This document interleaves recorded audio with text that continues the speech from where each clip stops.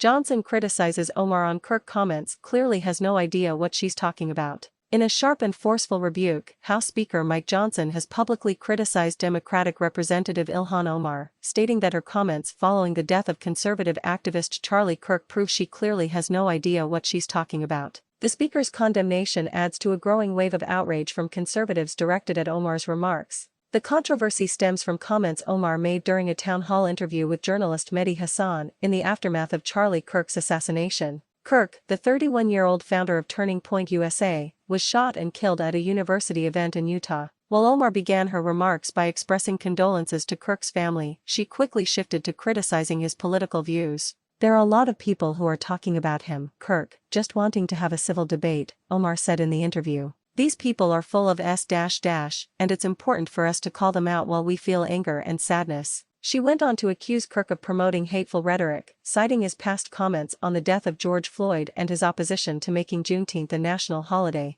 Omar argued that it was nothing more fed up than to pretend that his words and actions haven't been recorded and in existence for the last decade or so. These comments, made in the immediate wake of a political assassination, were met with swift and furious backlash from Republicans and conservative commentators. They viewed Omar's remarks as not only disrespectful to the deceased but as an attempt to justify political violence by blaming the victim for his own death. House Speaker Mike Johnson quickly joined the chorus of condemnation, not holding back in his criticism of the Minnesota Democrat. Speaking to reporters, Johnson said that Omar's comments were un-American and that she clearly has no idea what she's talking about. He stressed that there is no justification for violence and that political rhetoric, from both sides, needs to be more civil. Johnson has also been vocal about the need to end political violence, calling Kirk's death detestable and stating that this is not who we are as a country. Omar's office has since tried to clarify her position, stating in a social media post that she disagreed with Charlie Kirk vehemently about his rhetoric but does not wish violence on anyone.